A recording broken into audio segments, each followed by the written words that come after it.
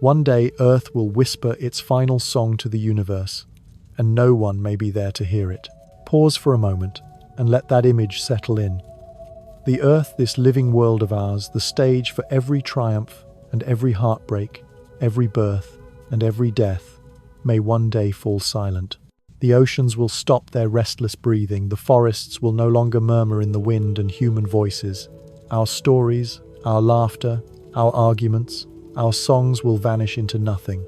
The Earth will remain, yes, but it will no longer be the Earth we know. It will be a shell, a memory, a once living instrument that has ceased to play. It is a strange thought, almost unbearable, because we are so used to sound, so surrounded by the constant hum of life, that we cannot easily imagine its absence. Yet the silence is inevitable. It waits somewhere far ahead in a future we will not see. This is not the story of apocalypse in the usual sense. It is not fire raining from the sky or sudden destruction.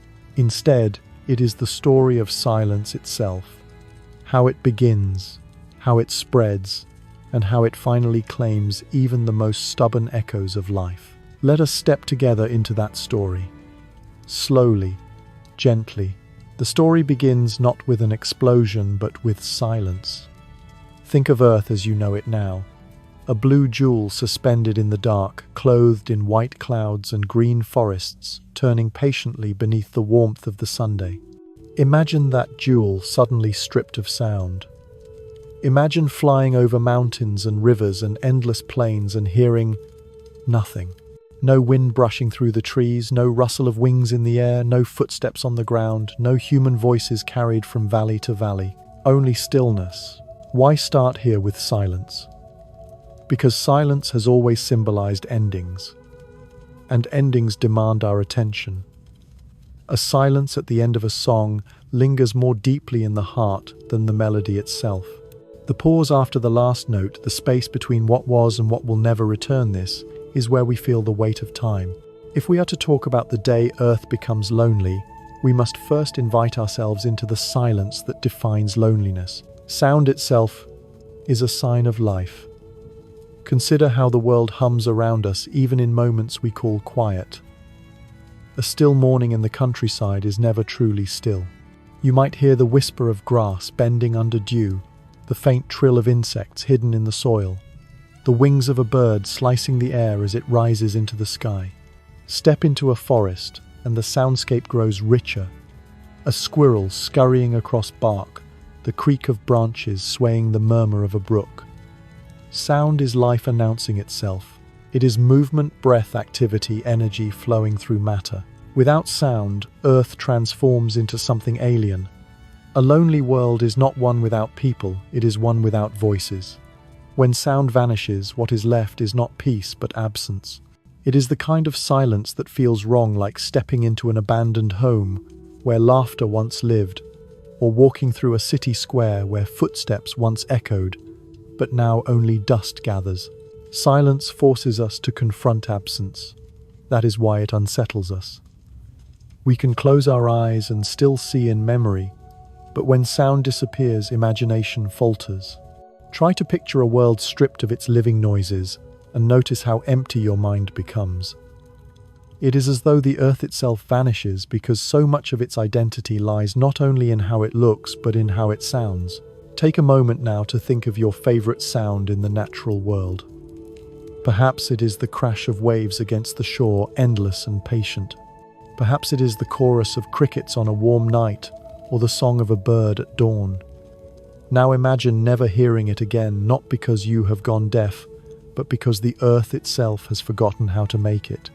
This is what it means for Earth to grow silent, not just quiet, but forgotten. The unsettling part of this vision is not only the absence of sound, but the absence of witnesses.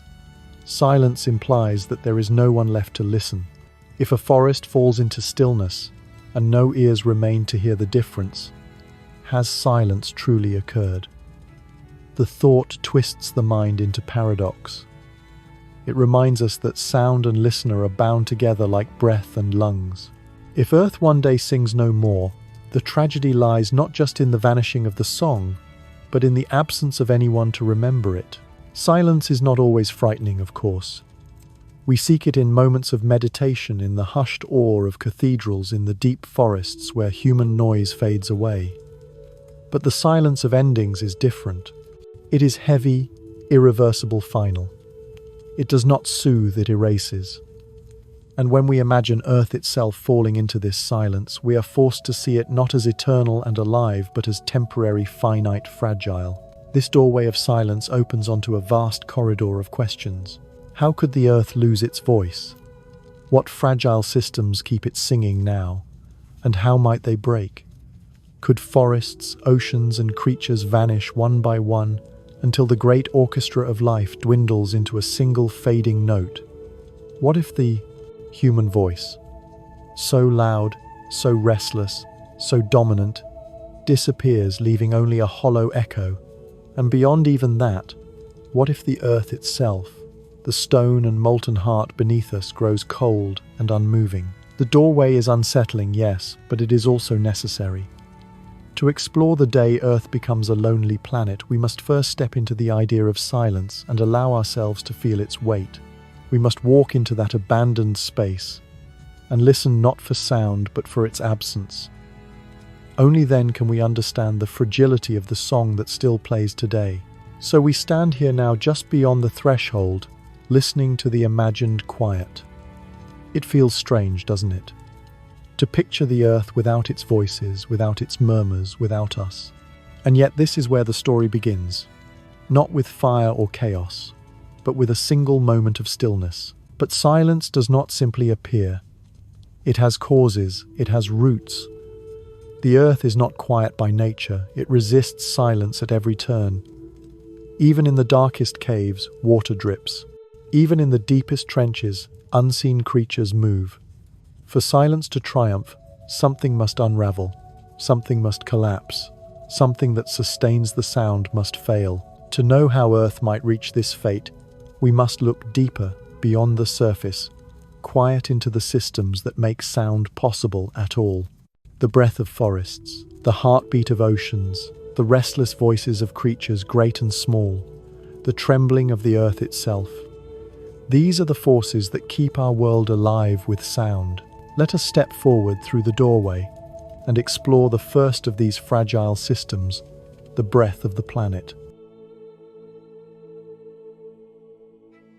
Every breath we take is borrowed air, a gift passed down through countless generations, recycled over billions of years. The rise and fall of our chests, the quiet rhythm of inhalation and exhalation, is not only a personal act of survival, it is a conversation with the planet itself. Each time you draw oxygen into your lungs, you are sharing in an ancient inheritance, a reservoir of gases that has been carefully balanced and maintained by life far older and smaller than you. But what if one day Earth simply ran out of breath? What if the air itself, the invisible ocean that surrounds us, began to fade into silence? To grasp this unsettling possibility, we must first remind ourselves that Earth was not always a place where breathing was possible. In its earliest days, the atmosphere was thick with methane, carbon dioxide, and nitrogen. It was a suffocating sky, an alien blanket that could never have sustained animals, let alone humans. For hundreds of millions of years, life existed in darkness and near silence, confined to simple forms that did not need oxygen at all. To us, oxygen feels like the most natural substance in the world, yet in truth it is a radical anomaly, a disruption in chemistry, a mistake that turned into a miracle. The culprits behind this transformation were tiny, almost invisible. Cyanobacteria, little more than microscopic beads floating in ancient seas, began to do something astonishing. Through photosynthesis, they captured sunlight, broke apart water molecules, and released oxygen as waste. In time, they filled the atmosphere with this new gas, and the Earth itself changed character. What had been a suffocating sphere became breathable. The sky turned blue, the seas filled with more complex creatures, and eventually lungs appeared. Lungs that could draw in the air and exhale life again. Without those ancient microbes, there would be no birds, no trees, no humans standing under the stars and wondering about their own mortality. Every laugh, Every whispered secret, every sigh of relief is possible because of cyanobacteria that lived billions of years ago. It is a staggering thought. The very breath you take right now carries within it the memory of ancient oceans. Each inhale is a continuation of a process that began before the first mountain lifted its head above the sea. Oxygen is not simply air. It is history crystallized into molecules. An inheritance from a world we cannot remember, but upon which we still depend. Now consider what happens if that inheritance is interrupted. Imagine if the great cycle falters. Photosynthesis is the quiet engine of life, the unseen machinery that keeps our world alive with voices. If the forests die, if the plankton in the oceans diminish, if the delicate balance tips Earth will begin to suffocate. Not suddenly, not with the drama of an explosion, but with the slow, choking silence of a song that runs out of air. Forests are often called the lungs of the planet, and though the metaphor is imperfect, it captures something essential.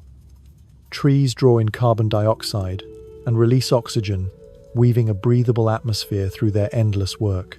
But forests burn, they wither, they fall to axes and chainsaws. When they vanish, the rhythm of Earth's breath falters. The ocean too plays its part, filled with microscopic phytoplankton that release more oxygen than all the forests combined. Yet oceans warm and acidify, and plankton shrink under the assault of chemical change. If both forests and oceans weaken, then the chorus of oxygen begins to fade. Picture a future Earth in which air is still present, but thinner, less generous. Perhaps humans adapt with technology, wearing masks or building domes where oxygen is enriched. Perhaps some survive, but their voices are weaker, their songs shorter, their lungs strained with every breath. Over generations, silence spreads not because people disappear all at once, but because they grow too tired to speak, too tired to sing. In such a world, silence is not the absence of life, but the exhaustion of life. The frightening part is not only the collapse of our own species, but the collapse of sound itself. Imagine walking into a forest where trees remain standing, but nothing stirs within them. No birds to cry out, no insects to hum, no mammals to scurry in the undergrowth. The silence would not be peaceful, it would be haunting, a silence born not of rest, but of suffocation. Earth without breath is earth without voice. It is tempting to think of oxygen as eternal, as if the air will always be here, ready for us to inhale. But nothing in nature is guaranteed. Just as cyanobacteria once created oxygen, so too can other forces take it away. In the deep geological future, billions of years from now, scientists predict that photosynthesis itself will fail as the sun brightens and Earth warms. Oceans will evaporate, carbon dioxide will vanish from the atmosphere, and photosynthetic life will die out. The air will grow thin, and Earth will return to the suffocating state of its earliest days. The planet will still exist, but it will no longer breathe. It will be a corpse holding no memory of lungs or laughter. There is something almost poetic in this vision. Earth began without breath, then gained it through an improbable accident of biology, and one day it will return to silence. Breath is not a permanent gift, but a fragile loan. And as with all loans, there comes a day of repayment. For us, the knowledge is sobering. It means that every moment of speech, every gasp of wonder, every simple inhale is precious. When you laugh with a friend, when you sing in the shower, when you fall asleep listening to the sound of your own breath, you are participating in a miracle billions of years in the making. To lose that miracle would be to lose the soundtrack of life itself. Take a moment now to feel your own breath. Inhale slowly. Hold it. Release. Imagine that this rhythm is not yours alone, but shared by forests, by oceans, by all the creatures that have ever lived. Breath is the thread connecting all life across time. If that thread breaks, the tapestry unravels. Silence creeps in, and yet breath is only the first layer. Beneath it lies the deeper pulse of the planet, the hidden rhythm that sustains not only the air we breathe, but the complex networks of life that weave Earth into a living whole. To understand how silence might spread further, we must turn from the lungs of the planet to its heartbeat, from the breath of oxygen to the rhythm of ecosystems.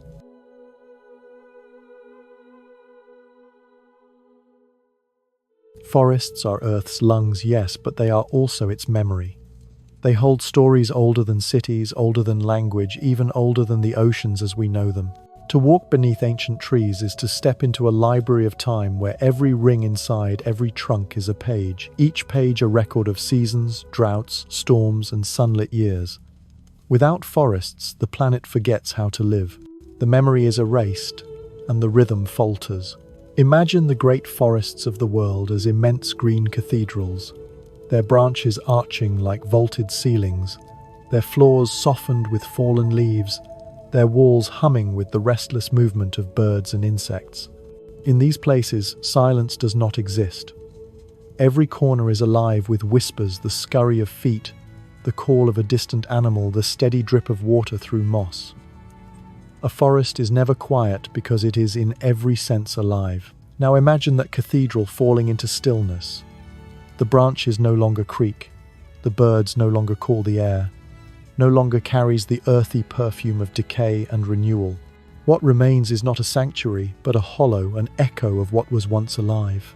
From the Amazon to the vast stretches of Siberia, forests are not only beautiful, they are functional. They shape the climate by exhaling moisture into the air, creating their own rain and guiding winds across continents. They filter water through their roots, making rivers cleaner and lakes steadier. Their roots grip soil tightly, preventing erosion, holding the ground together in ways that sustain fields and farms far beyond their borders. Remove the trees and the soil loosens. The rains falter. Deserts creep forward like slow, relentless shadows. The silence spreads not only within the forest itself, but far beyond, reaching villages, cities, and coastlines. Forests are also bridges across time. They connect generations of species, offering shelter and food, creating conditions for diversity to bloom. Some seeds will not germinate unless carried in the belly of an animal that eats them. Some flowers will not open unless a specific insect touches them. These relationships are woven over millions of years into a living fabric, so dense and delicate that to pull one thread is to weaken the whole tapestry. When forests vanish, that web collapses. A tree falls, and with it disappear the birds that once nested there, the fungi that fed on its roots, the insects that pollinated its flowers. Collapse does not happen in a single dramatic moment. It seeps slowly through the system, unraveling life one thread at a time. A forest without birdsong is not just wood and leaves. It is an unsettling contradiction, like a body without a heartbeat. You might still see green leaves, you might still smell the damp earth, but the absence of voices reveals the truth. The life within has drained away. This is why deforestation is not only a physical loss, it is a spiritual one. It robs us of memory, and with memory goes meaning. Consider the Amazon, often called the lungs of the planet. It exhales moisture into the air that travels across continents, even nourishing the African savannas thousands of miles away. If the Amazon falls asleep, the silence will not stay confined to South America. Crops in distant lands will wither. Rains will vanish in regions far from the forest's edge. The silence of trees becomes the silence of harvests, of human voices crying out in hunger. In Siberia, the taiga stretches across more land than any other forest. It stores carbon in its soil and snow, keeping the atmosphere in balance. But when these forests burn or thaw, they release their memory back into the sky, as carbon dioxide accelerating warming, pushing other forests closer to collapse. The silence multiplies. Philosophically, forests remind us of continuity, of patience. A tree lives for centuries, sometimes millennia. To stand before a redwood is to stand before something that has been quietly breathing since long before your ancestors were born. Its silence is not empty, but full of silence heavy with history. Yet if forests fall, if they slip into true, lifeless quiet, the weight of that history vanishes in an instant.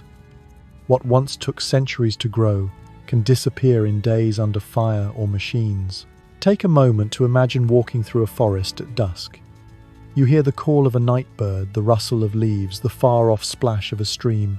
Now imagine returning to that same place years later, only to find the trees gone, the ground bare, the air hot and dry. You stand in silence, trying to remember the voices that once lived there, but memory cannot replace presence. Silence settles into your chest like grief, heavy and unshakable. Forests are not just backdrops to our human stories, they are participants. Our ancestors depended on them for firewood, shelter, food, and medicine. Entire mythologies were born from the mysteries of trees: sacred groves, forbidden woods, enchanted forests. These ideas echo across cultures because humans have always felt the pulse of life in trees. When that pulse stops, when forests fall asleep, we lose not only ecosystems but also imagination itself. The stories dry up along with the streams. And so when we speak of forests dying, we are not only talking about fewer trees, we are talking about a world that forgets. A world where the memory of millennia is wiped clean. A world where silence stands where song once stood. The collapse is not loud. It does not arrive like thunder. It creeps forward softly, one tree at a time, one species at a time, until at last the silence becomes total. This is the tragedy of forests. They do not scream when they die. They sigh. A slow exhale, an invisible fading. And if we do not listen closely, we may mistake their silence for peace, when in truth it is absence. But forests are not the only voices in this planetary choir. If their fall brings stillness to the land, then the oceans hold an even deeper, more mysterious song. And one day, perhaps we may lose those voices as well.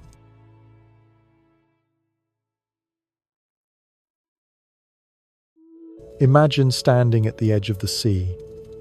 The horizon stretches endlessly before you, a shimmering line where water meets sky. The tide moves in and out, and the air carries a salt-laced chill. You close your eyes and listen. Normally the ocean is never quiet. It roars, it crashes, it hisses as foam spreads across the sand. Waves roll and tumble one after another, carrying the weight of the moon's pull. But now imagine something stranger, more unsettling. You stand at the shore, and the ocean does not roar. At first, it might seem peaceful. A silent sea, calm and flat, as if the world itself is at rest. But after a few moments, the stillness grows unnatural. The absence of sound presses against you like an invisible wall. You wait for the rush of surf, for the bubbling hiss of a retreating wave, for the cry of gulls circling overhead, but nothing comes. The ocean, once the beating heart of Earth's music, has fallen asleep.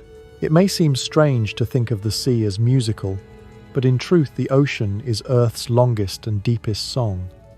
Beneath the surface lies a symphony that few people ever hear in full. Whales sing across thousands of kilometers, their haunting calls resonating through vast corridors of water. Humpbacks weave melodies that last for hours, even days, passing them across generations like cultural heirlooms. Tiny snapping shrimp, almost invisible, create a crackling chorus in coral reefs. Each snap louder than a jet engine when measured in bursts of energy. Fish croak, grunt and hum. Even the sand shifts and whispers with the movements of crabs and worms. A coral reef, if you were to place a microphone beside it, does not sound still at all. It crackles and pops like a fire alive with hidden activity. Every scrape of a parrotfish's teeth against coral, every dart of a shrimp, every click and buzz of countless small creatures contributes to a steady, vibrant hum. Together, these sounds form the background of life in the sea. They are signals of presence, of abundance, of continuity. They tell a story: life is here and life is thriving.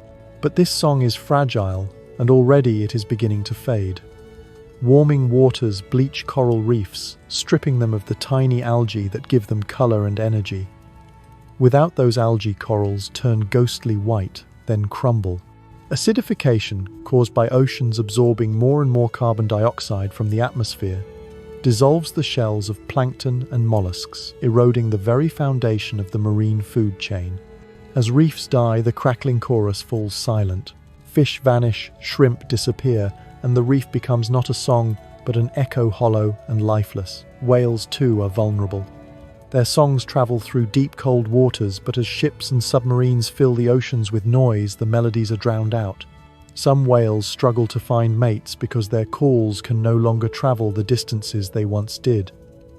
Imagine composing a song only to find that no one can hear it. A melody unheard is a melody lost. As these voices fade, the ocean loses not only its music, but its memory. Sound underwater travels farther and lasts longer than in air, which means the ocean has always been a vast chamber of echoes, a place where the voices of creatures can span time and space. When those voices vanish, the chamber becomes empty.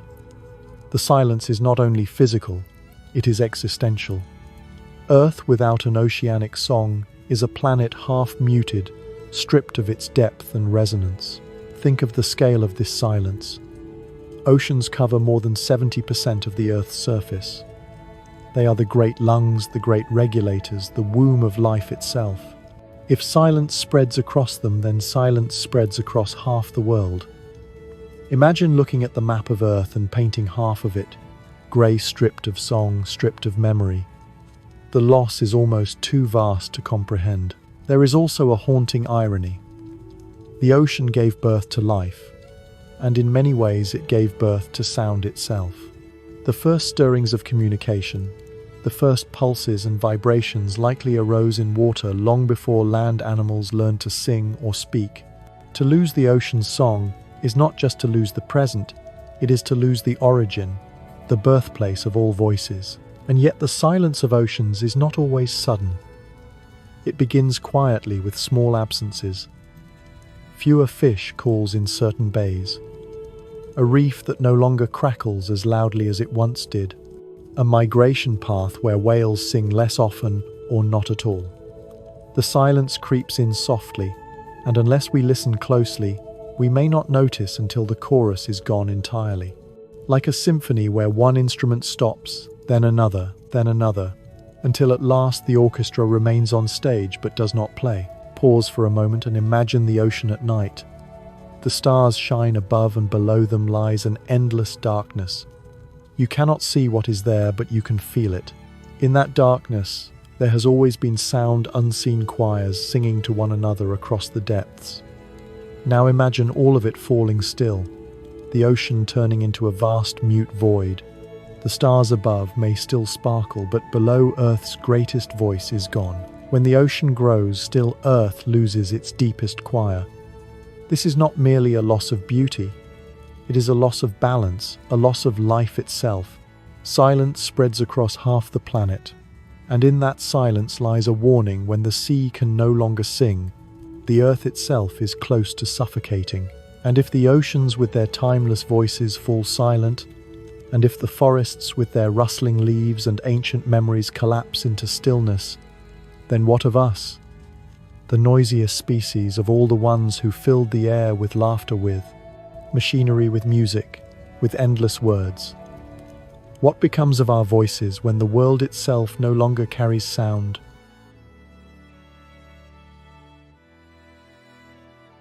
For as long as we have existed, our voices have filled the earth.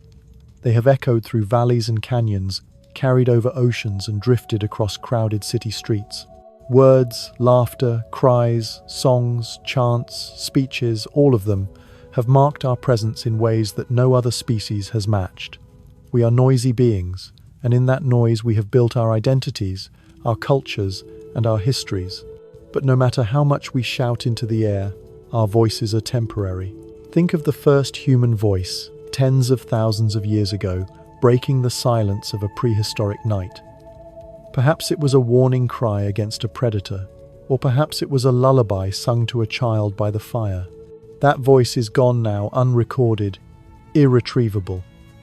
And yet its echoes live on in us, in the rhythms of language, in the structures of stories, in the habits of communication, passed from one generation to the next. Voices carry meaning, and meaning carries forward.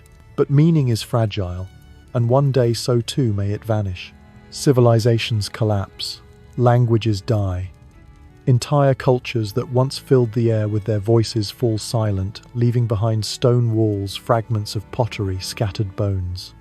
Archaeologists may study these remains, but what they cannot recover is the laughter that once filled the spaces, the everyday conversations, the sound of children chasing one another through courtyards.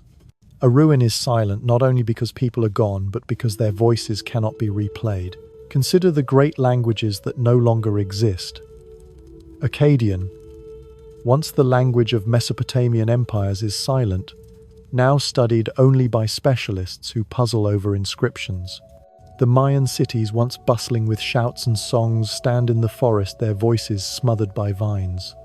Even Latin, the tongue of Rome, survives only in fragments, in derivative forms, no longer sung in marketplaces or shouted in streets. With every lost language, a unique rhythm of thought vanishes.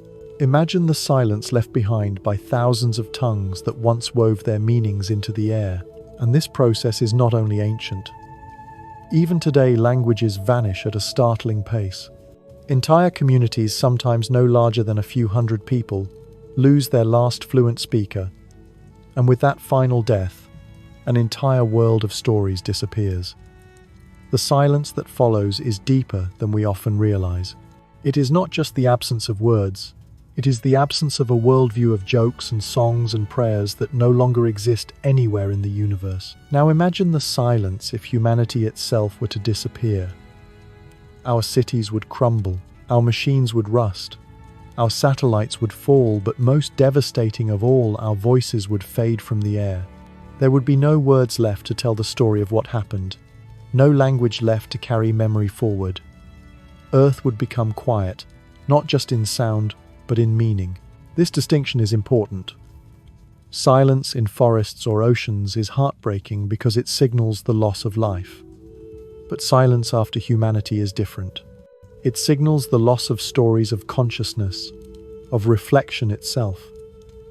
We are the species that turned sound into language that gave vibration the weight of meaning. Without us, Earth would no longer interpret itself. The rustle of leaves would not be called beautiful. The crash of waves would not be understood as powerful. Without human voices, there would be no one left to name the silence. Think of the places where our voices once rang loudly, but are quiet now. The amphitheaters of ancient Greece, where actors once projected their lines into vast audiences, are empty. The stone steps hold no more dialogue. The Roman Colosseum, once thundering with cheers, now hears only the occasional shuffle of tourists. The halls of vanished kingdoms, the courts of empires, the bustling markets that once roared with bargaining and gossip, each of them is quiet. And in that quiet lies a reminder of what will happen one day to all of us everywhere. Pause for a moment and imagine a world after humanity. Cities still stand, but windows are shattered. Vines creep along walls, and animals move silently through streets. The air is still the building's echo with no voices. The skyscrapers do not tell their stories. The libraries do not whisper the words they once held. Without human breath, without human mouths, without human listeners, the symphony of language ends. There is something profoundly haunting about this. Earth without people would still have sound, the wind, the water, the shifting of stones. But those sounds would carry no stories, no metaphors, no laughter. They would be raw vibrations, unfiltered, unremembered. The world would not know itself anymore. In a sense, the end of human voices would be the end of Earth's self-awareness. Of course, our voices have always been temporary, even individually. Every person carries a unique timbre, a unique rhythm, and when they die, that sound is gone forever. Think of a loved one's voice you can no longer hear. Memory tries to hold it, but memory falters.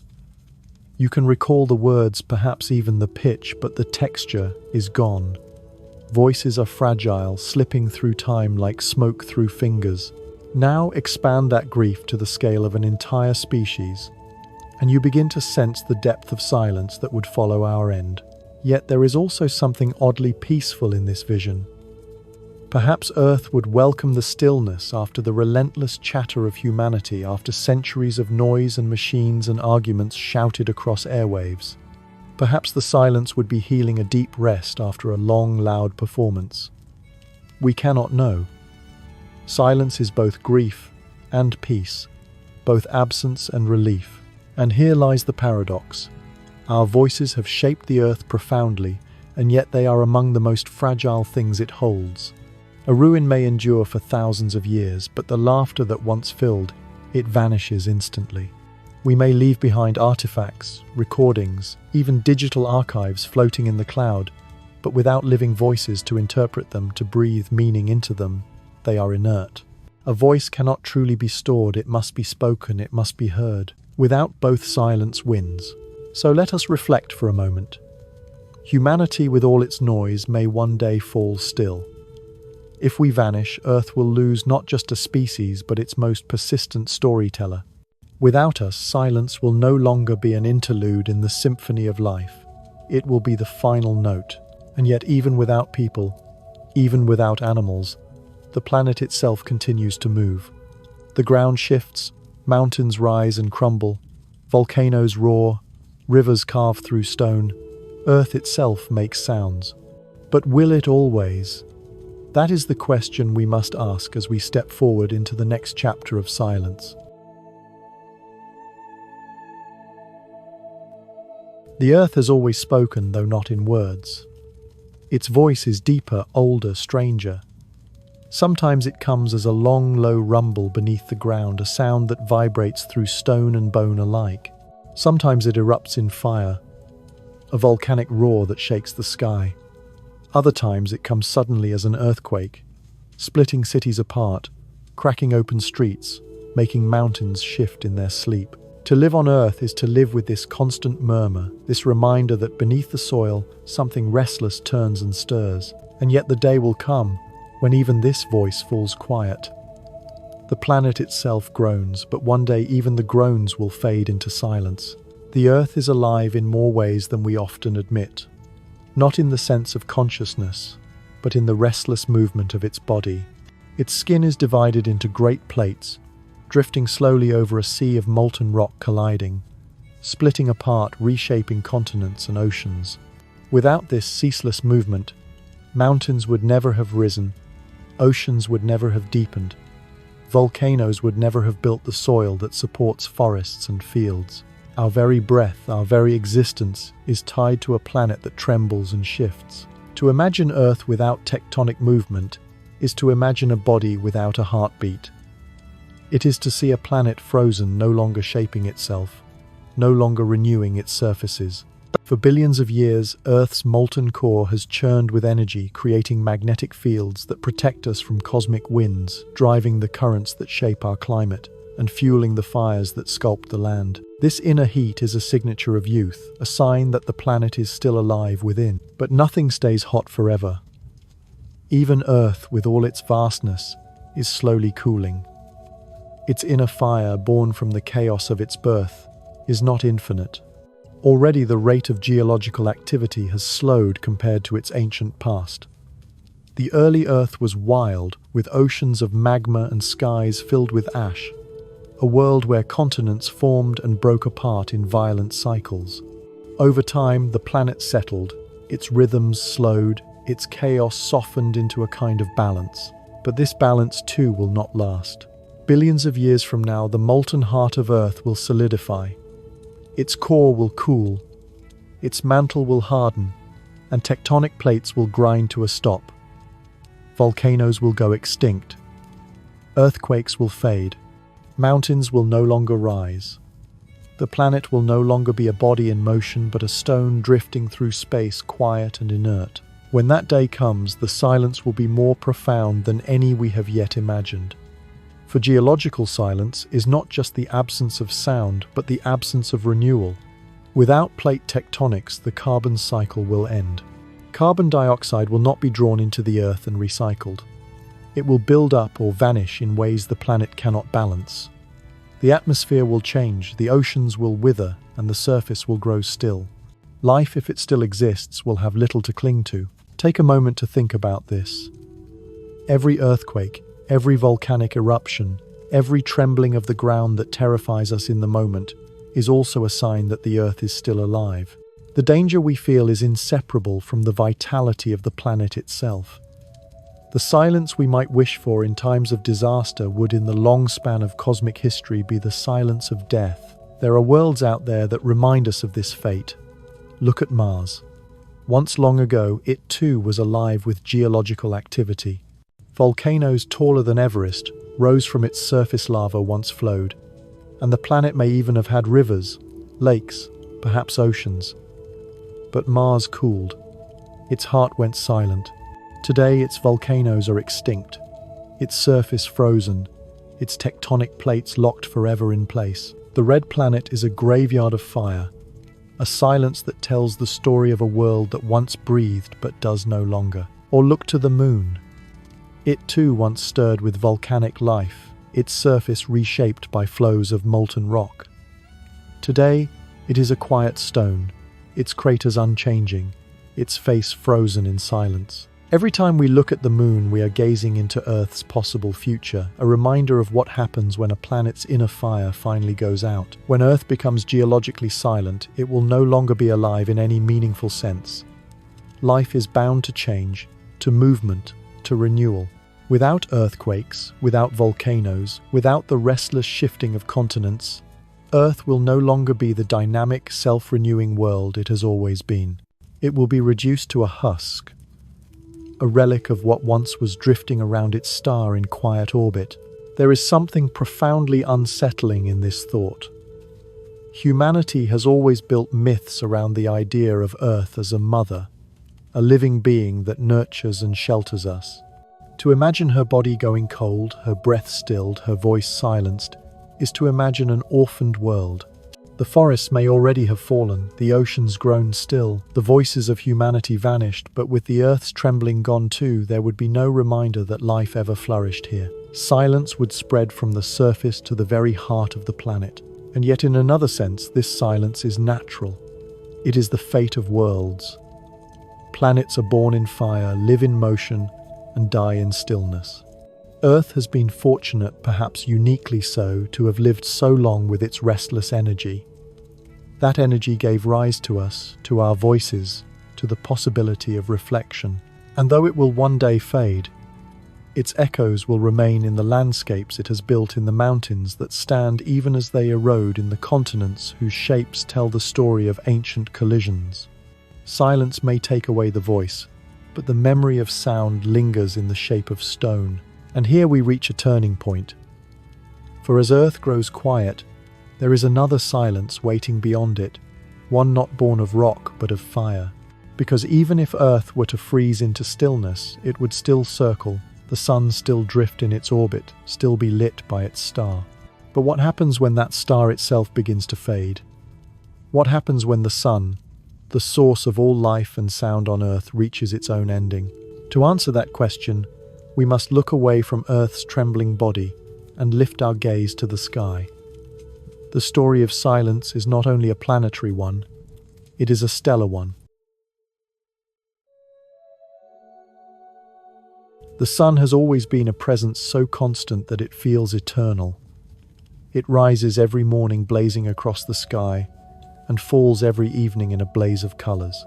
For as long as there has been life on Earth, there has been the rhythm of its light, steady as breath, dependable as a heartbeat.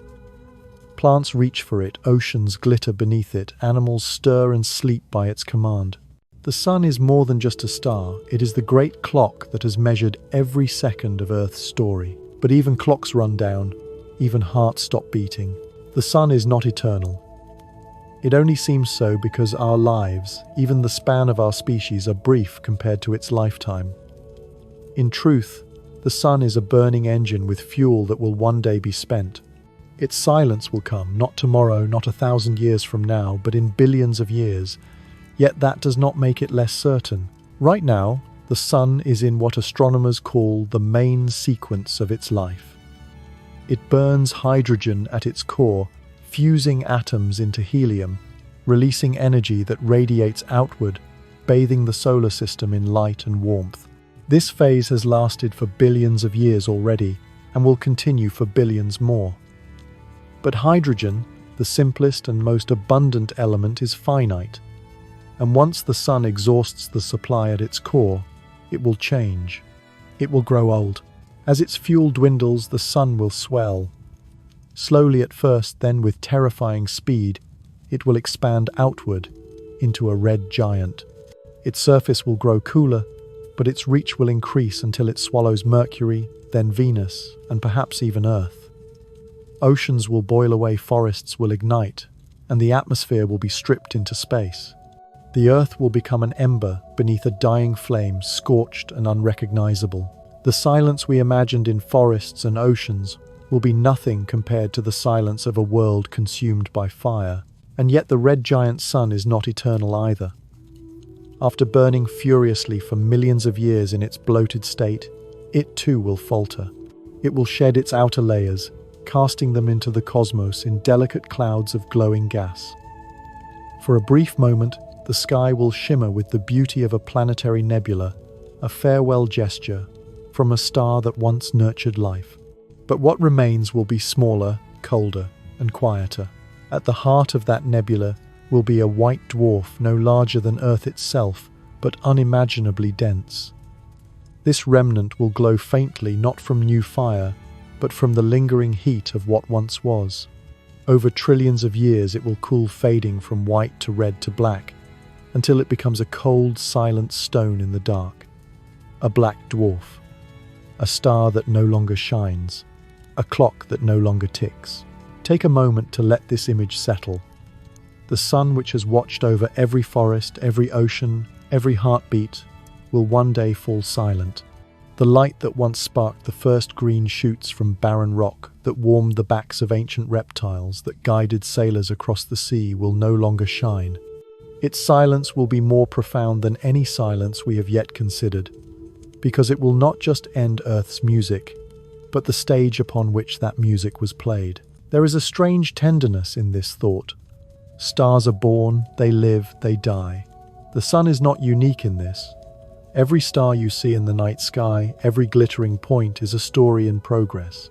Some are still young and brilliant.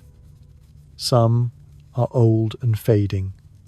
Some have already gone silent, their light still traveling across the void, a ghost arriving long after the star itself has vanished. The universe is filled with these echoes, these reminders that silence is the rule and sound, light life. These are the brief exceptions. But to us, the sun feels personal. It is not just another star, it is our star. Its silence will not only mean the end of Earth, but the end of the warmth and rhythm that defined our world. Without it, Earth will drift as a frozen relic, orbiting a corpse of light. Nothing will grow, nothing will stir.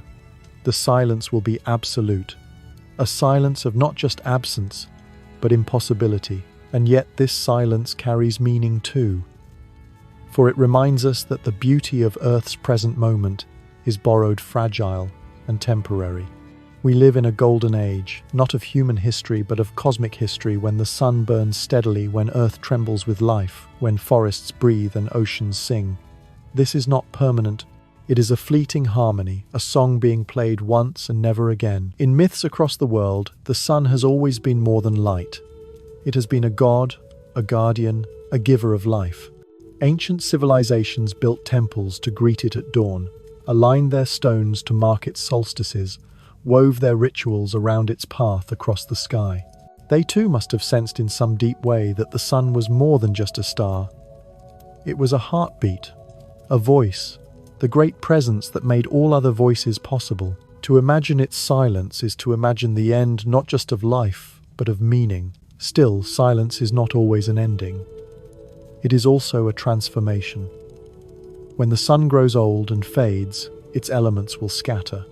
The carbon, the oxygen, the heavier atoms it forged in its fiery belly will drift into space, becoming part of clouds that may one day form new stars, new planets, new songs.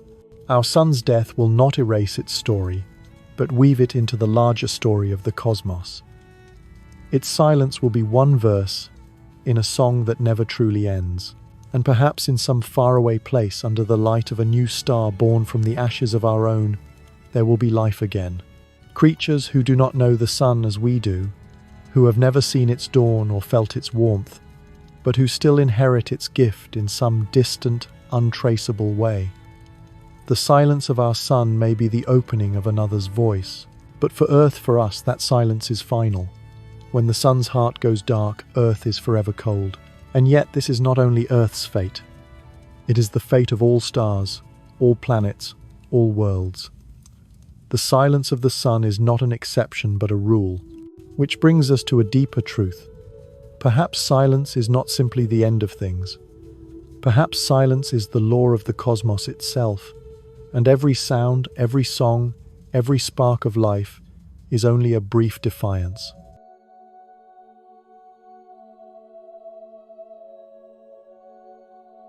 When we look up at the night sky, we see it as a canvas of glittering light sprinkled generously across an infinite darkness. For millennia, humans have looked at this sight with wonder, imagining gods weaving myths and tracing constellations to guide their journeys. But if one steps closer into the truth of it, that glitter is deceiving. For every point of light, there are vast oceans of emptiness, cold and airless, where no voice will ever sound, where no song will ever echo. The cosmos at its core is not a symphony, but a silence. Silence is not rare in the universe. It is not a special condition that must be explained. Silence is the rule, the canvas upon which all else is painted. Sound, after all, requires a medium. It needs air or water or rock to travel through. Space offers none of these. Between the stars there is only vacuum. Imagine clapping your hands out there, shouting or striking a bell. The result would be nothing.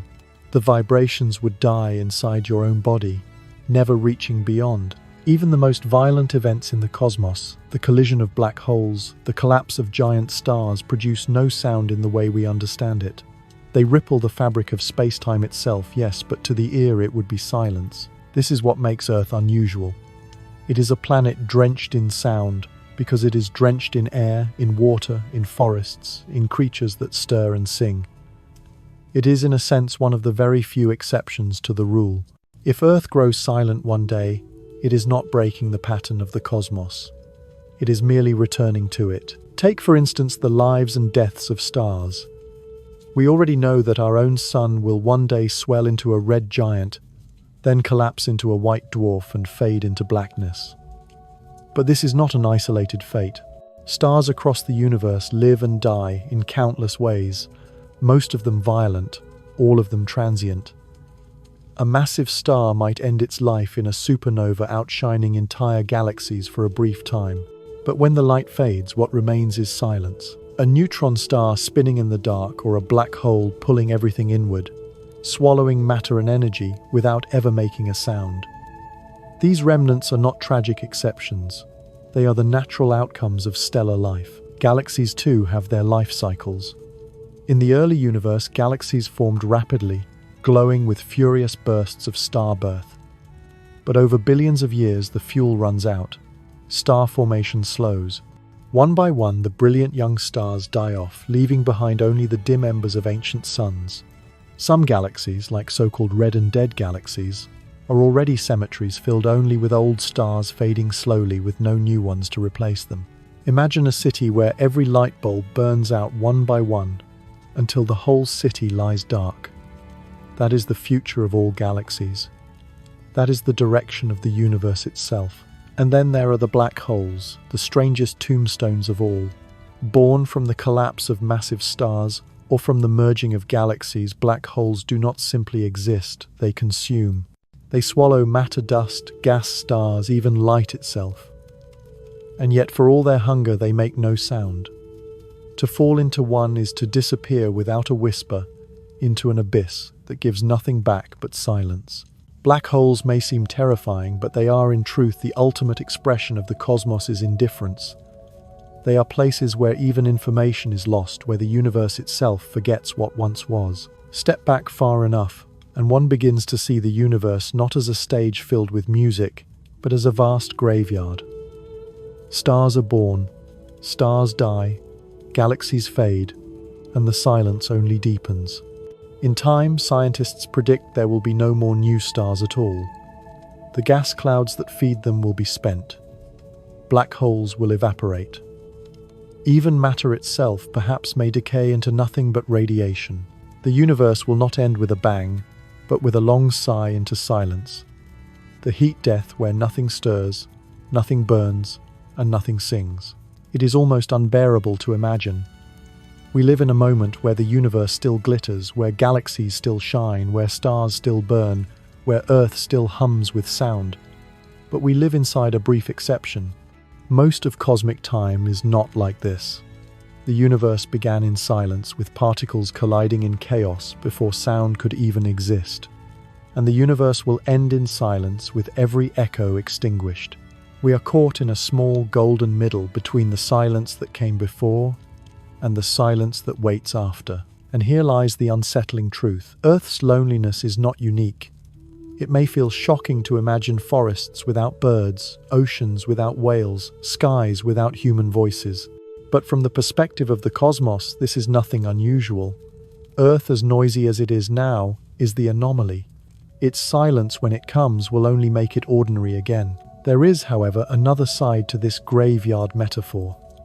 Cemeteries are not only places of death, they are also places of memory. Every star that dies enriches the cosmos with heavier elements. Every black hole that forms warps space and time in ways that may ripple forever. Even silence leaves traces. The cosmic graveyard is not just empty, it is full of stories written in starlight, in dust, in echoes too faint for our ears to hear. Perhaps silence itself is a kind of memory, a kind of permanence, something that holds the universe together, even as its voices fade. Take a moment to reflect on this. The night sky you see is already a graveyard. Many of the stars twinkling above you are long gone, their light only now arriving like postcards sent from the past. You are not looking at a present moment, but at countless tombstones glowing faintly across unimaginable distances, and yet it is still beautiful. Perhaps even more so because we know that beauty is fragile, temporary, and made precious by its brevity. So when Earth eventually joins this cosmic silence, it will not be an exile nor a tragedy. It will simply be a return, a rejoining of the greater truth.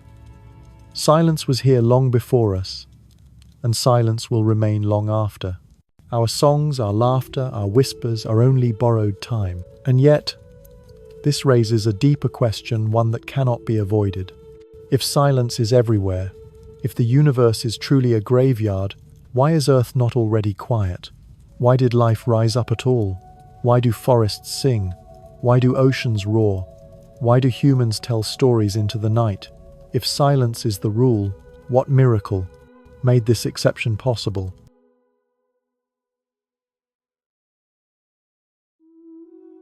Silence is the rule of the cosmos. That much seems clear. From the dark spaces between galaxies to the lifeless deserts of Mars, stillness is everywhere. And yet here we are. Somehow, in defiance of all odds, silence was broken. Earth found its voice. Think of how improbable that is. For hundreds of millions of years after the Earth formed, it was just a glowing rock blistered by meteors, cracked open by volcanoes wrapped in toxic gases. There was no sound here except the grinding of stone, the hiss of gas, the roar of fire. If you stood on its surface, then your lungs would fill with poison. The silence would be overwhelming. Yet somewhere in that chaos, something astonishing began. Out of lifeless molecules, life took its first fragile steps. We do not know exactly how it happened. Perhaps it began in the deep oceans around hydrothermal vents, where minerals and heat provided the right conditions for chemistry to grow more complex. Or perhaps in shallow pools where sunlight struck primordial soups of organic compounds. However, it happened at some moment in some corner of this young and hostile planet. Chemistry stumbled into biology. The first self-replicating molecules appeared copying themselves, making errors, and through those errors beginning evolution. It was not inevitable. It was not destined. It was an accident, but one that changed everything. For billions of years before that, Earth had been silent. No bird song, no whale song, not even the simple hum of insects, just winds and waves and volcanic rumblings. And then after this spark, the first living cells began to multiply. They had no voices in the way we know them now, but they made a difference. They began to breathe, to feed, to exhale. They altered the chemistry of the planet itself. And as they did, Earth's silence began to lift, replaced by the faint stirrings of life. That was the moment Earth spoke for the first time. Not with words, not with song, but with something far greater, the transformation of a dead world into a living one. The more we understand this, the stranger it feels. Because if silence is everywhere, then the existence of life is not normal. It is not expected. It is a miracle of probability, a dice roll that almost certainly should have failed. Consider the scale. There are countless barren planets across the universe, trillions upon trillions of rocks circling stars. How many of them are like Mars, scorched and frozen, silent forever? How many are like Venus, with skies of sulfur and surfaces hot enough to melt metal? Against this backdrop, Earth is not just special, it is incomprehensibly rare. This raises an uncomfortable thought. If life were inevitable, then the universe should be full of it. There should be forests on distant worlds, oceans filled with strange creatures, skies echoing with alien voices. But as far as we can see, there is nothing. The silence stretches on, which leaves us with a haunting possibility. What if life only happened here? What if Earth's voice is not just rare but unique? If that is true, then the spark that created life is not simply unlikely, it may be unrepeatable. Once lost, it may never return. The universe may roll its dice forever and never hit the same number again. Imagine that. If Earth falls silent, it might not just be the end of our story. It could be the end of all stories. The universe might never speak again. This thought makes Earth feel both fragile and infinite at once. Fragile because our existence depends on balances that can easily be tipped. Infinite because if we are truly alone, then all of the meaning, all of the color, all of the sound of the universe is concentrated here on this one blue planet. Every laugh, every bird call, every ocean wave is part of something that may not exist anywhere else. Think of how easily it could have gone differently. A slightly different atmosphere, and Earth would have been smothered in greenhouse gases like Venus. A slightly smaller mass, and it would have lost its air like Mars. A slightly different orbit, and its oceans would have frozen solid or boiled away. Life required 1,000 conditions to line up just right, and for reasons we still do not fully understand, they did. Out of a universe that prefers silence, Earth became an exception. It is tempting to imagine that this spark was destined, that life was somehow meant to happen. But science gives us no such certainty. It tells us instead that life is improbable, fragile, and possibly unique, and that makes it precious beyond words. Consider the first time photosynthesis emerged. Tiny organisms figured out how to turn sunlight into energy, releasing oxygen as a byproduct. Oxygen at first was poison to them, yet this deadly waste gas eventually filled the air, making possible everything from fish to forests to us. It was not inevitable. It was a chain of accidents, each one fragile, each one improbable, each one breaking the silence a little more. Now imagine if that chain had been broken. Imagine if life had failed to take hold, or if it had collapsed before it spread. Earth would be silent still. A barren rock spinning in space, one more gravestone in the cosmic cemetery, and no one would know the difference. The universe would go on indifferent without ever hearing a single note of life's music.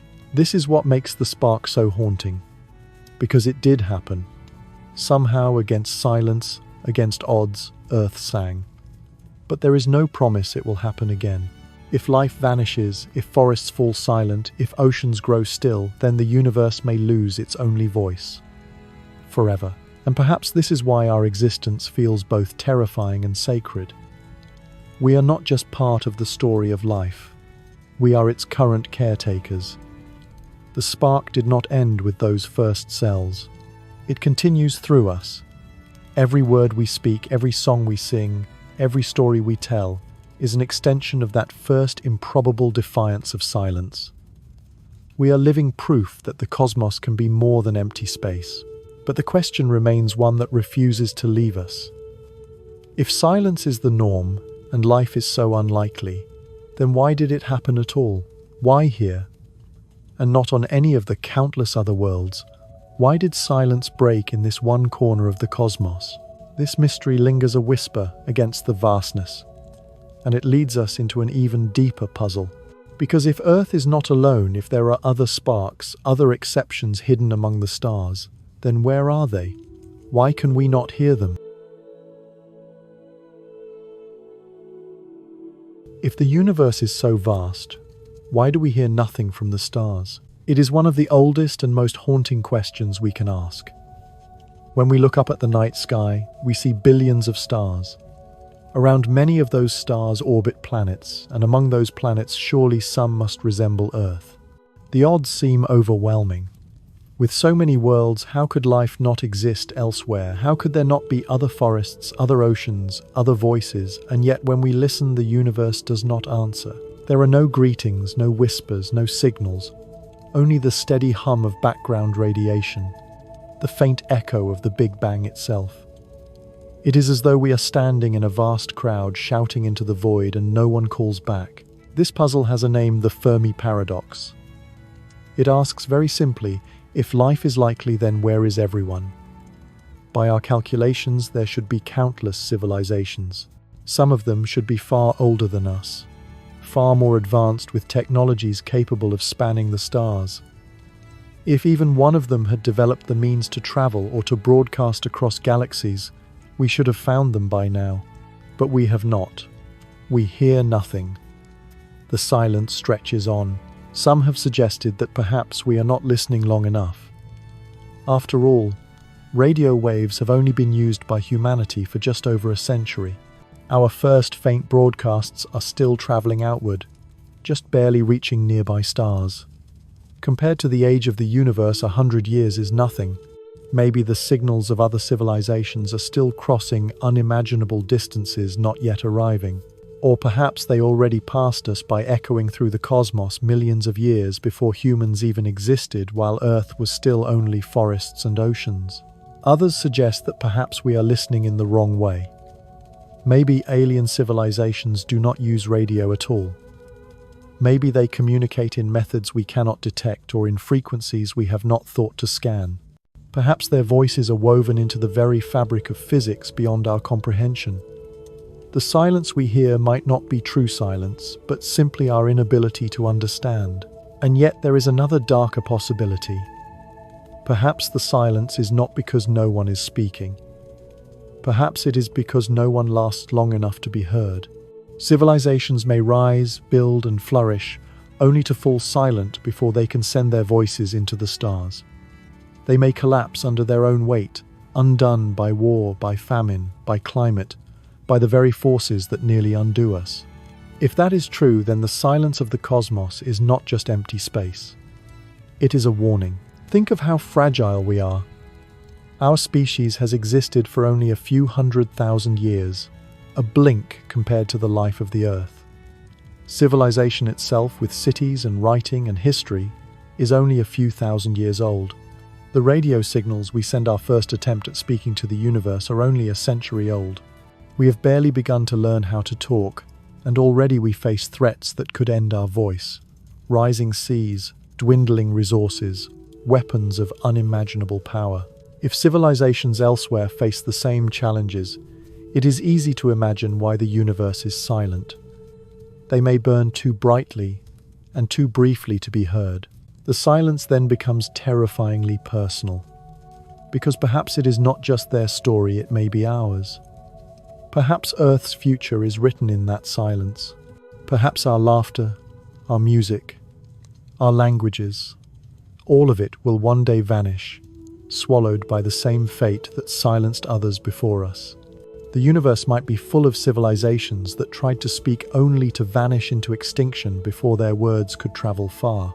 We may not be the first voice, nor will we be the last, but all voices end the same way, in silence. And yet silence need not only mean absence, it can also mean protection. Some thinkers have suggested that civilizations may deliberately choose to remain quiet. The universe, after all, is not necessarily safe. If there are beings out there more advanced than us, announcing our presence could be dangerous. In this view, the silence of the stars is like the hush of prey in the dark forest hiding from predators. Better to remain unnoticed than to risk destruction. This idea, sometimes called the dark forest, imagines the cosmos as a place where survival demands quiet. Every civilization is a hunter armed, cautious, and fearful. To shout into the darkness is to invite death. If this is true, then the silence we hear is not empty, but deliberate. It is the sound of countless civilizations holding their breath, hoping not to be found. Whether the silence is absence or protection, the effect is the same. We are left alone listening, wondering if anyone else is out there. And that loneliness cuts deeper than we expect. Because we are a species that craves connection. We want to be heard, to be answered. To know that our spark of life is not the only one. The silence then is not just scientific mystery. It is existential weight. It tells us that if we want to hear voices among the stars, we may have to be the ones to endure long enough to become one. There is, of course, one more possibility, though it is almost too vast to contemplate. Perhaps life is abundant and civilizations thrive across the cosmos, but the distances between us are simply too great. Perhaps their songs are still traveling, still crossing the endless Black Sea, and in some distant future they will finally arrive. Perhaps one day, long after we are gone, the Earth will still echo with the voices of others caught by machines we left behind. If so, then silence is not permanent. It is simply delay. Until then, we wait. We listen. We stare into the dark and wonder. The silence of the stars surrounds us, immense and unbroken. And in that silence we hear our own fragility. We are small, brief, and precarious. Yet we are also rare, alive, and able to ask the question at all. That may be the most astonishing thing of all, that in a universe where silence is the rule, Earth still dares to sing. And perhaps in the end that is enough.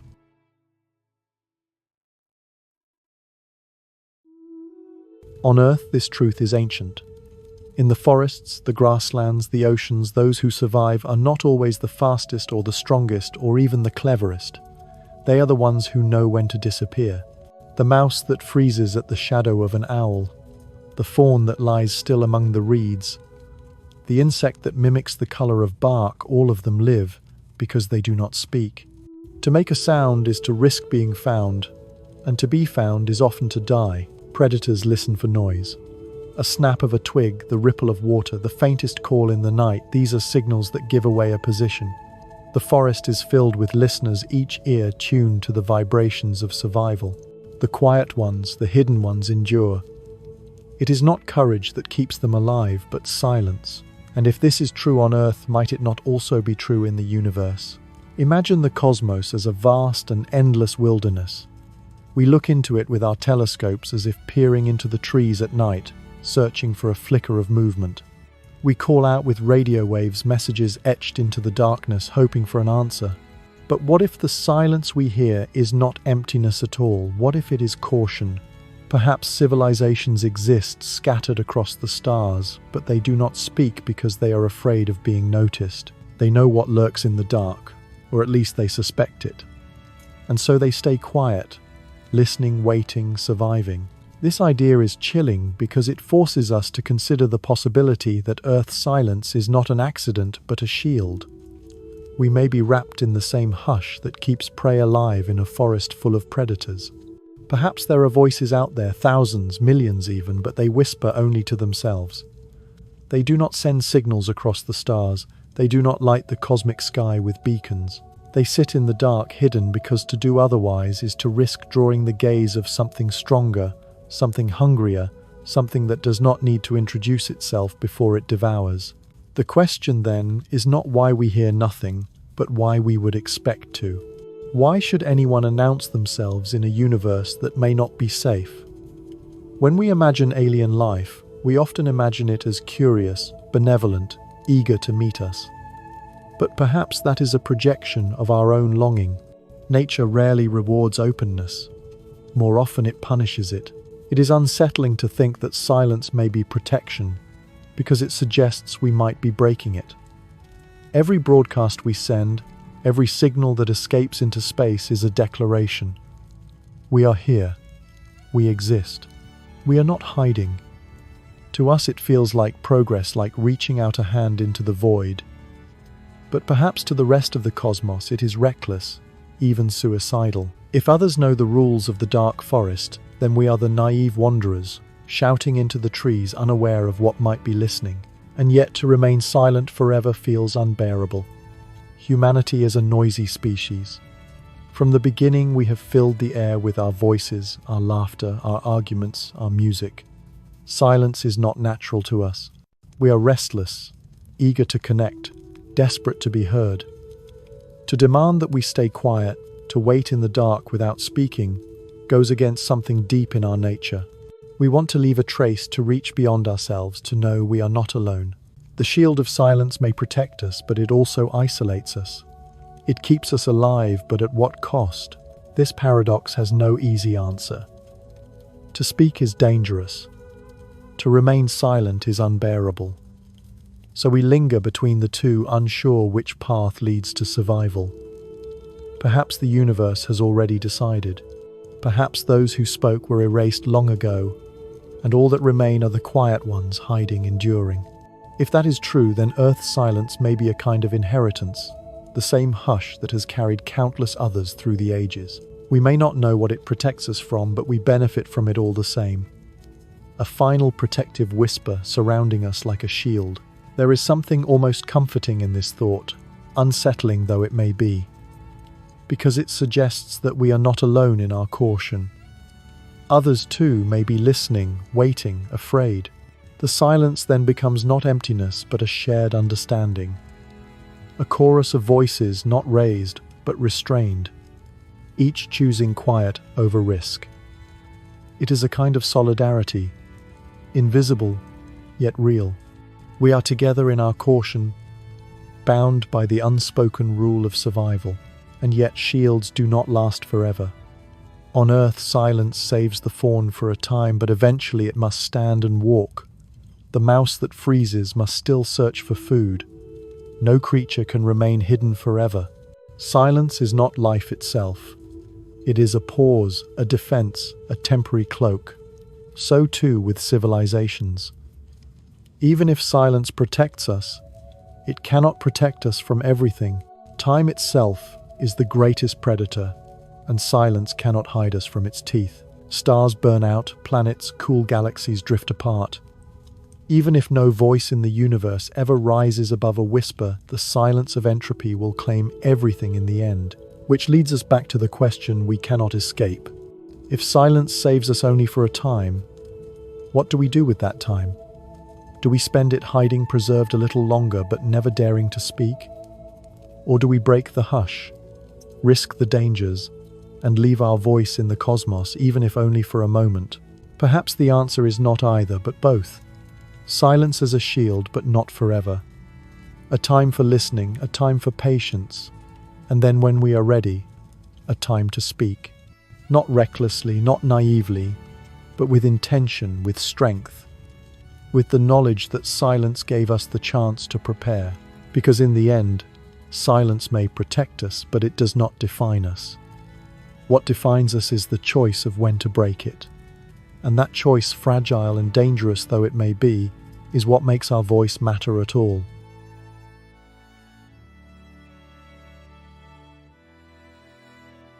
We often imagine time as something that flows, carrying us gently forward, a stream in which moments drift past like fallen leaves. But this is a comforting illusion, a way for us to measure change without feeling threatened by it. In truth, time is not merely a current that moves us. It is an ocean tide, and like every tide, it comes with waves that crash and retreat, but also with the certainty of erosion. No shore resists forever. Given enough time, everything fades. On Earth, this is easiest to see in the mountains. They seem eternal to us, vast monuments of stone that rise into the sky. Yet even the tallest peaks are temporary. Wind scrapes them, rain softens them, ice gnaws at their flanks. Grain by grain, century by century, mountains collapse into valleys, valleys flatten into plains, and plains sink into seas. What looks like permanence is only slowness. If you could stretch your vision over millions of years, you would see even the greatest ranges melt away as easily as castles of sand. The oceans, too, carry the signature of time's erosion. They swell and recede their shores, shifting like restless breath.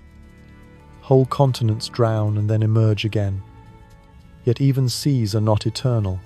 The sun will one day warm Earth enough that its oceans will steam into the sky, the last waves dissolving into vapor. Long before the sun expands into its red giant form, the seas we now call infinite will be gone. Their roar will fall silent, leaving only dry basins where once life flourished. But the erosion of time goes deeper than mountains and seas. It reaches into the very fabric of matter. Atoms, the building blocks of everything we know, are not invincible. Their electrons can be stripped away, their nuclei broken, and in the distant reaches of cosmic time, even their cores may betray them. Theories suggest that protons, the stable heart of atoms, are not truly eternal. Over spans so long they defy imagination, even they may decay, dissolving into smaller, quieter particles. If this is true, then nothing, not stars, nor planets, nor even the dust between galaxies will last. Imagine it. The slowest, most patient silence of all. A silence that does not come from sudden destruction but from endless erosion. Mountains falling to sand, oceans evaporating to mist, atoms themselves collapsing into nothing. At first the universe might still hum, faintly stars, flickering galaxies colliding. But given enough time, those lights will vanish. Black holes, once devourers of matter, will themselves fade, leaking energy until they too dissolve. What remains then is not a cosmos of grandeur, but of near-perfect emptiness. A desert of space, thin, dark, silent. This silence is not like the hush of a forest or the pause of a breath. It is absolute, final, irreversible. It is not merely the absence of sound, but the absence of substance itself. When the building blocks of matter are gone, there is nothing left to carry vibration, nothing to ripple or resonate. Silence becomes not just the lack of voice, but the lack of possibility. The canvas is not merely blank, it has been burned away. And in that vision lies perhaps the most unsettling truth of all Earth. Will not only fall silent, it will be erased. Not in ruins, not as a fossil, not even as dust. Every trace of its oceans and forests, its voices and stories will dissolve into the tide of time. The planet that once sang with whales and winds and human laughter will be unmade, not remembered even as rubble. Silence will swallow not just sound, but existence. This is the final silence, the silence of erasure. It stretches beyond life, beyond history, beyond geology, into the very bones of reality. When even protons cannot endure, what hope does memory have? What hope does meaning have? The universe will not simply forget Earth. It will not even have the capacity to remember, for nothing will remain to hold the memory. And yet to dwell on this silence is not only to mourn, but to marvel. Because we are here now speaking in the brief interlude between creation and dissolution. We exist in the narrow window when matter holds, when atoms endure, when stars burn bright enough to light oceans and forests, when silence is broken by life. The inevitability of erosion does not diminish the miracle. It defines it. The shore is beautiful not in spite of the tide, but because of it. Perhaps this is why silence unsettles us so deeply. It is not only a reminder of absence, but of scale. Our lives, our civilizations, even our planet, are all brief against the backdrop of time's erosion. We fear silence because it strips away the illusion of permanence. It shows us what we are, temporary sparks on a vast, patient canvas. But it is also what makes those sparks meaningful. A flame that burns forever becomes invisible. A flame that burns briefly is seen, felt, remembered. So what does it mean then to know that time will erase us? Perhaps it means that our voice is fragile, though they are matter even more. Every laugh, every story, every song is a defiance of erosion. Every sound we make is a declaration against the tide. We know the tide will win, but we speak anyway. We sing anyway. We leave echoes even if they are temporary, because to fall silent before we must would be to surrender too soon. In the end time, will have the last word. Mountains will collapse, oceans will dry, atoms will crumble, and silence will stretch across the cosmos like an unbroken horizon. But until that day, Earth speaks. It hums and roars, it whispers and shouts, and so do we. The silence of erosion is inevitable, but it is not yet. And in this fleeting pause before it comes, there is space for sound, for story, for meaning. Because if silence is the final tide, then life is the brief, miraculous wave that rises before it falls. And that perhaps is enough.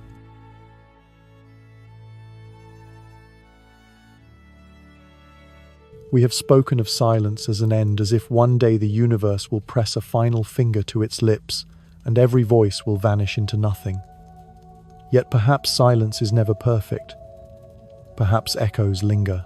When you shout into a canyon, the sound does not simply stop when you stop speaking.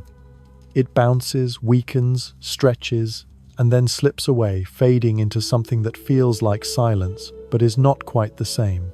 Even in the quietest chamber on Earth, where engineers and scientists measure sound so faint, it dips beneath human hearing. The body still hears its own heartbeat, the rush of blood, the whisper of breath. Silence is not total, only relative, and perhaps the same is true on the grandest scale of all. For even if Earth falls quiet, some trace of its voice may continue. Consider the radio waves we have sent into space, the accidental broadcast of our existence. Every television signal, every radio song, every phone call, carried once by towers and satellites, has also leaked outward, radiating into the void.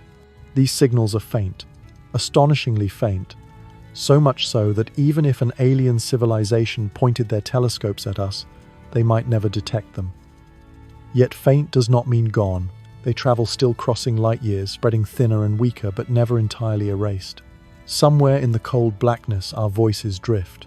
Think of that.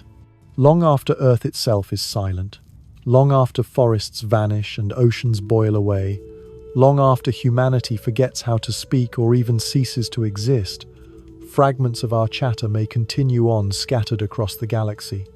A burst of jazz from the 1922nd. A football match broadcast in the 1972nd. The laughter of a sitcom from the early 2002nd.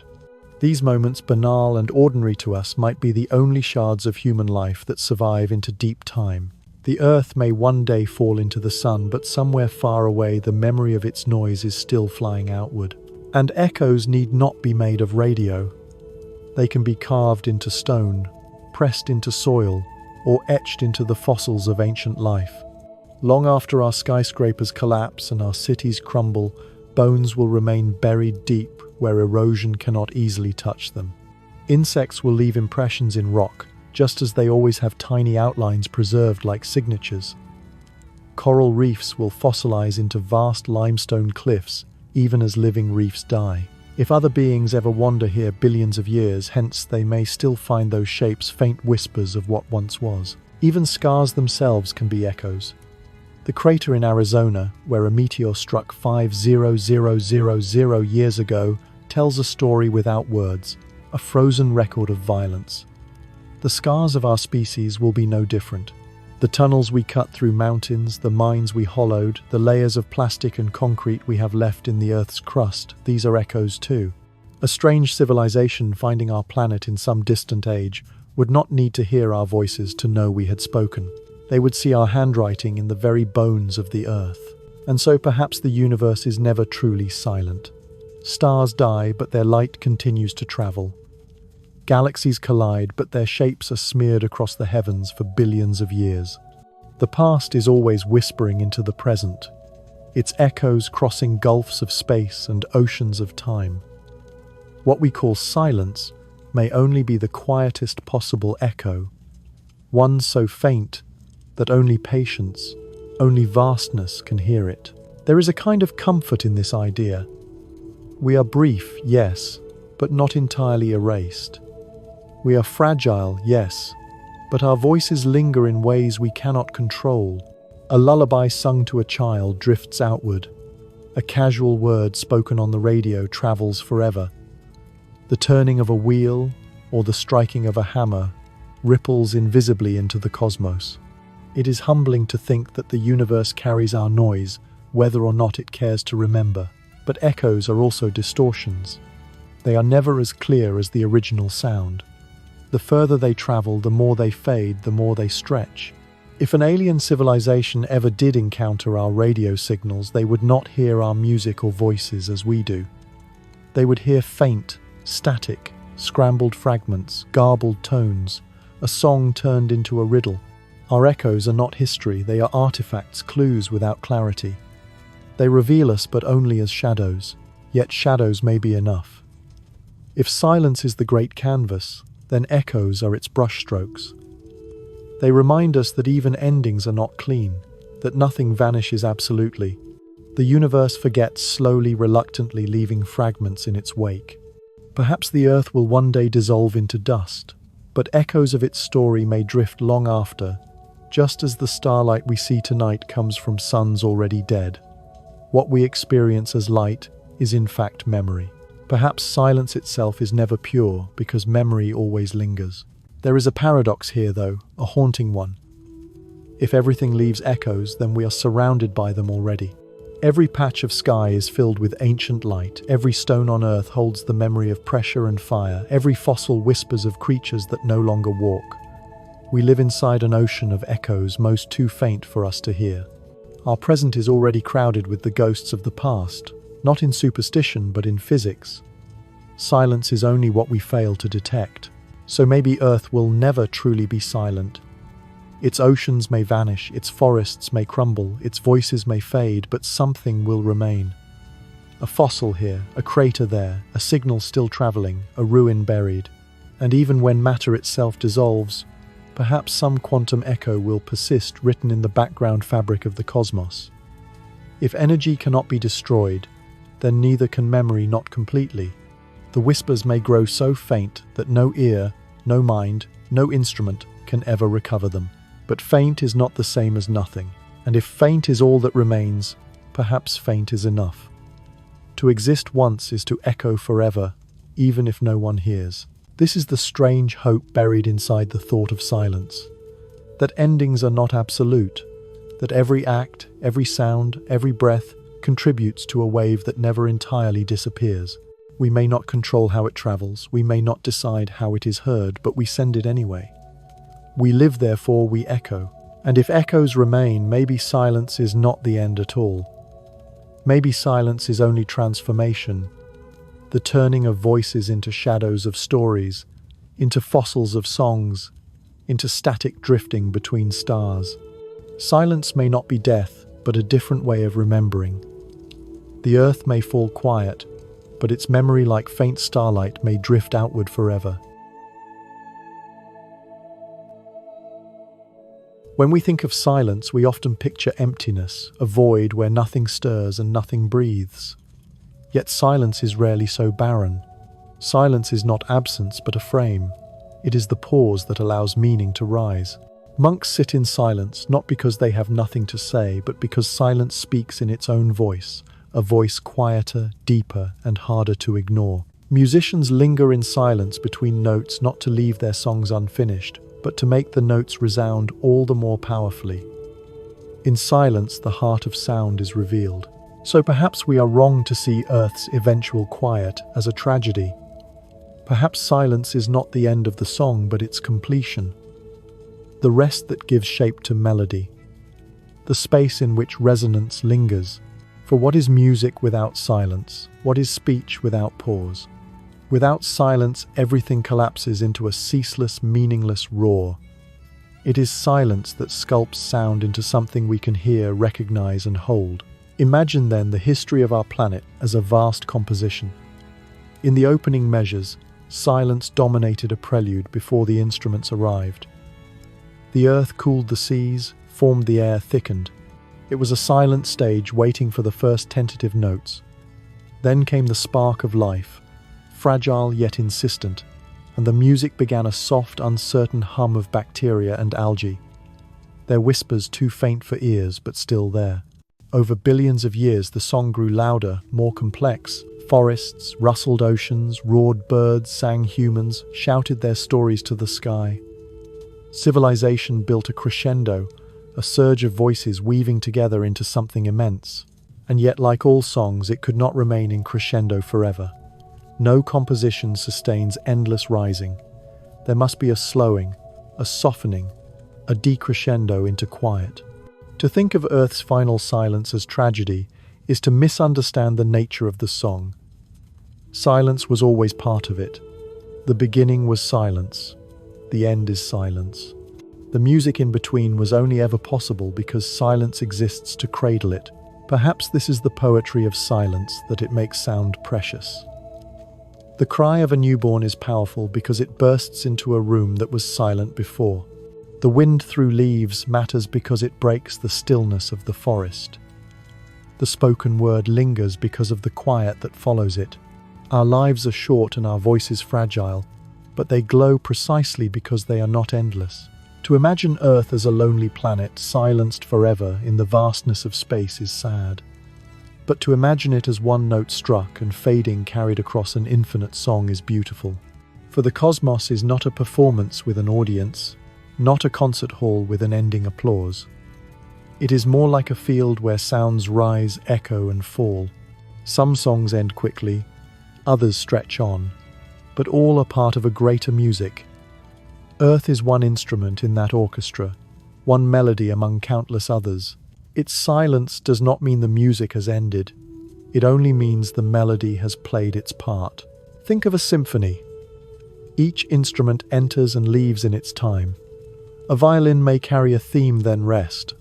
A horn may blare then fade.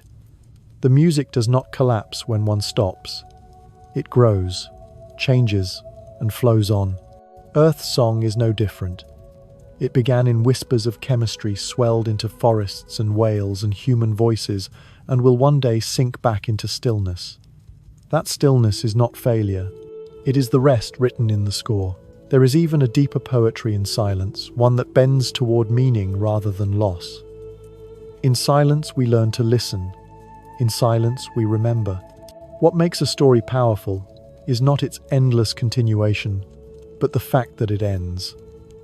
Every ending forces us to look back to gather the fragments of what was said, sung, or lived, and to find in them a pattern. Silence is not the erasure of sound, but its culmination, its gathering place. Even the universe, immense and cold, follows this rhythm. Stars explode in brilliance, but their light fades into the darkness, leaving silence behind. Galaxies roar with the birth of suns, then quiet as their stars die out. Black holes consume but make no sound. It is silence that reigns across space, but silence filled with echoes. Silence shaped by what came before. If Earth one day joins that choir of quiet, it is not alone. It is part of the same cosmic rhythm that has always guided everything. And perhaps if silence is a kind of music, then we are privileged beyond measure to have heard Earth's song at all. For most of time, the universe has been silent to us. We were born into it with ears to hear, with hearts to respond. We lived in the brief interval where oceans roared, forests whispered, and human voices soared. We got to hear the melody before it faded. And in hearing it, we became part of it. There is no shame in silence. There is only inevitability. A candle does not mourn when its flame goes out. A note does not resist when the orchestra moves on. They exist, they shine, they sound, and then they rest. Earth will rest too. And in that rest, there will be poetry, not despair. To imagine silence as final emptiness is to see it as a void. But to imagine silence as part of a song is to see it as fullness, as completion. The pause that carries meaning, the breath that turns sound into music, the frame that makes the picture possible. Silence is not the death of sound. Silence is its fulfillment. And so Earth's journey ends where it began, in silence. Not silence of absence, but silence of rest. Not the silence of tragedy, but the silence of music completed. The planet does not vanish into nothing.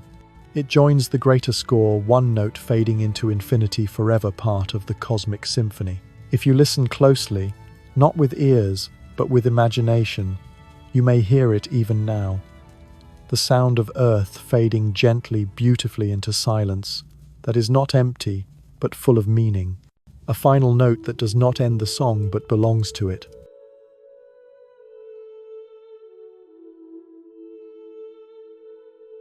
The story is complete.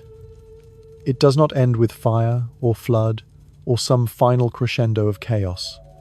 It ends with quiet, the kind of quiet that does not need to prove anything. Earth, the planet that once roared with storms and laughter and whale song, will one day be silent. Its forests will no longer breathe. Its oceans will no longer churn with life. Its skies will no longer echo with voices. Even the stones themselves, once restless with tectonic fire, will lie still, their restless shifting stilled by time's patient hand. It is tempting to see this silence as defeat, as though all the beauty that bloomed here was wasted because it could not last forever. But perhaps permanence was never the point. The worth of a life or a world does not rest on how long it lingers, but on the fact that it once was. For billions of years, Earth sang. Its melody filled seas and forests and skies. It was not flawless, not constant, but it was alive. And in that life, it joined the rarest choir the cosmos has ever known. Think of the arc of its story. In the beginning, there was only stone and fire.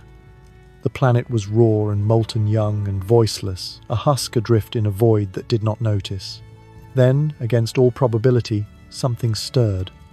Chemistry crossed a threshold into biology, and the first quiet breath was taken. It was small, unremarkable, invisible, almost, but it was sound. A spark had become a song. The music built slowly, unbearably slowly. For billions of years, it was nothing but microbial whispers, an underground hum too faint to matter. But then it swelled. Oceans filled with creatures that clicked and groaned and sang, forests erupted with birdsong and insects. Winds carried pollen and sound across great distances. And then at last humans arrived. Loud, restless, insistent. They carried the music higher, weaving words and languages and stories that filled the air like no creature before them. They carved monuments, struck drums, played flutes made from bone. They spoke into the silence of the universe, sending signals across space, trying desperately to be heard. For a brief moment, Earth was not a quiet planet. It was vibrant, overflowing, restless. Its voices rose like waves, cresting and breaking, echoing into one another. And then slowly the music began to ebb. Civilizations fell. Languages disappeared. Forests fell quiet. Species vanished. The roar of life softened into scattered notes. Then whispers. Then sighs. One day, inevitably, it will stop altogether. And when it does, Earth will be alone again, a silent stone circling a star that itself will fade. No voice will rise from its surface, no rustle, no hum. Silence will reclaim what sound once borrowed. The planet will return to the natural state of the universe, stillness. Yet even in that silence, something remains. Memory. Not the memory written in books or etched in archives, for those will crumble. Not even the memory carried in fossils or ruins, though they too will fade. The memory is deeper woven into the fact that life existed at all. For a span of billions of years, Earth was alive. It was not just matter. It was matter that sang. That memory does not vanish because it happened. It is eternal in its occurrence, even if it cannot be replayed. To exist, to breathe, to sing, even for a moment in cosmic time, is a victory beyond measure, against odds so immense they almost defy comprehension. Earth rose from silence into song. That alone is enough. The value of a symphony is not diminished because it ends. The sweetness of a note is not lessened because it fades. What matters is that it was played, that it was heard, that it existed in the first place. So when we imagine Earth as a lonely, silent planet drifting in the cold, we should not mourn it as if it failed. We should honor it as if it completed its part. Earth had its season, and in that season it was magnificent. It gave rise to creatures who dreamed, who loved, who built, who destroyed, who wondered at the stars and asked impossible questions. It gave rise to voices that told stories, stories that carried meaning. It gave rise to you listening now, breathing now alive in the middle of the song. And when the silence finally comes, it will not erase what has been sung. It will hold it. Silence does not cancel sound. It embraces it, makes it sacred. The last note does not erase the first. It makes the whole composition complete. Earth's silence will be like that, the closing of a circle, the soft conclusion of a story told in waves and forests and human words. The lonely, silent planet will not be a failure of creation. It will be a testament to it. A reminder that even in a universe where silence is the rule, music is possible. That life against all odds can rise from rock and flame, and for a time can sing. Perhaps one day no one will be left to remember. No ears to hear, no eyes to see. And yet the truth remains, Earth sang. That is enough. It does not need an audience to be real. The story has been told whether or not anyone is left to read it, and so the story is complete. Not triumphant, not tragic, simply whole. A planet born of silence grown loud with song, and returning at last to silence again. Now let us rest in that thought.